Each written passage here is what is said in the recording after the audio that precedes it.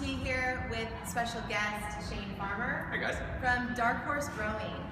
So it's going to be pretty awesome. We're going to do a series of 4 videos that are going to kind of identify the most common faults that we as a physio and as a coach, strength coach and rowing coach, see with the rowing.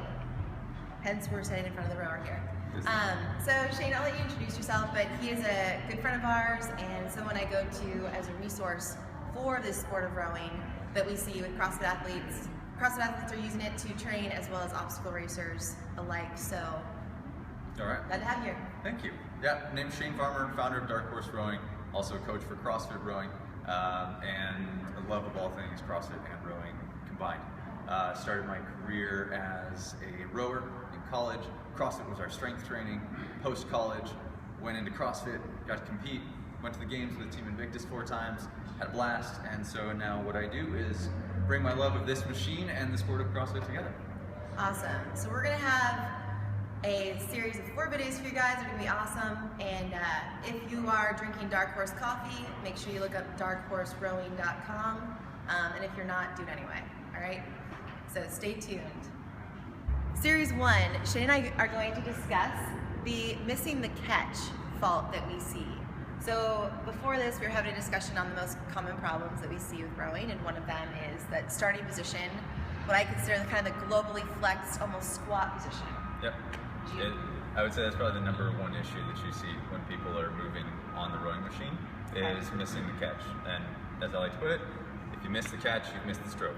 So, and same with the weightlifting, right? If your starting position isn't good, your end position probably won't be good either, as well as the between starting and end position. So this whole video is focused on that starting position. So putting it into a shape, it's considered a globally flexed shape. That doesn't mean your entire spine is flexed. We're going to show you on the rower here in a little bit. We'll kind of tackle this little by little moving forward here. So in the catch position, you can either start out overly flexed, which is a common fault that we see with athletes. So kind of the pooping dog, right? Oh yeah, overly rounded or overly extended. Right, sad rainbow, poop dog, or the sexy pose, which really isn't sexy on a rower, right? Yeah, exactly. Sexy in high heels. Do you wear high heels? No. I don't. Only when you lift. I haven't tried. Okay.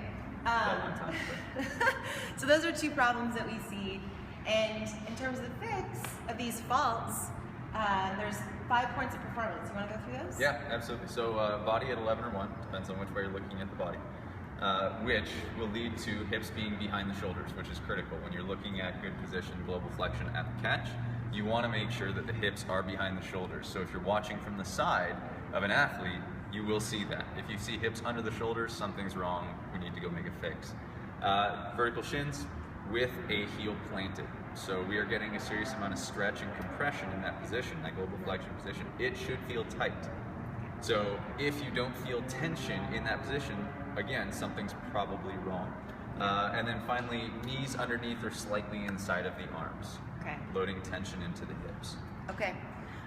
So let's go over to the rower. You can demo on me. Yeah, let's check it out. Good. So common fault over flexion would be pooping dog with the head up. Yeah. So essentially I'm hinging here, and what happens when you globally flex, then you're probably going to overextend here. Yeah. Right?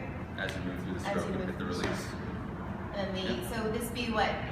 What's the percentage of fault that you see with it? So what I would say is that about 25% of the time, this is the area that you'll see. You'll see that overflexion 25% of the time in athletes. So that's kind of #1. The other, overextension, is where we're going to get about 75% of the faults. And this is probably the most common. So if you see this probably looks pretty familiar to you if you've been in a CrossFit gym at any point and seen people rowing. You have the hips stacked underneath the shoulders, and this is just not a good position, right? From your perspective, what would you say is wrong with this position? Yeah, so I'm extended my low back. My shoulders are retracted, so like I really don't have that ability to power from my shoulders here, and it's just not comfortable. My body is working too hard Yeah. this position. And at this point, you're actually falling into the machine instead of, which means that your dead weight is just sitting in the seat. So now you have to move your weight back and forth. Right. Whereas if you load properly, so let's take a look at an ideal position. Okay. So let's go to a perfect catch. Good. Notice, by the way, as well, arms are nice and long on this, right? Allow that shoulder to protract and then externally rotate down into the lat. So that's where our connection comes from in the arms. And we want to make sure that shoulder is protracted, not retracted, because if you retract, just check how much distance she loses on that handle by retracting, and then check out how much distance she gains by protracting. I got some long arms. Yeah, exactly. And we want to use them. Yes. Right? We want to This make is also you. stabilizing my shoulder. Yeah. Perfect. I love that. Add the mobility component. Yeah, it's important. Stabilizing the shoulder. Because we see a lot of, okay, I'm physio, everybody. We see a lot of shoulder injuries from rowing. Do we? Unstable shoulders, yes. Here we go.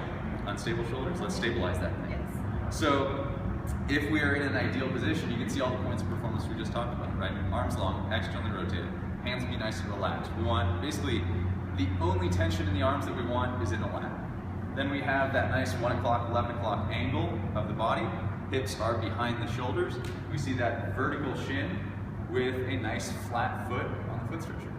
From here, when you go to press, you should be pressing up and off the foot stretchers, which then puts your mass into the handle, making your mass effective through the stroke. Got it. So take note of this, you guys. This starting position will affect the way you row and finish in the end position. So use these forms of performance, test it out, get yourself in this position, try out these things that Shane said, because it will keep your body healthy for the long run. So on to series 2.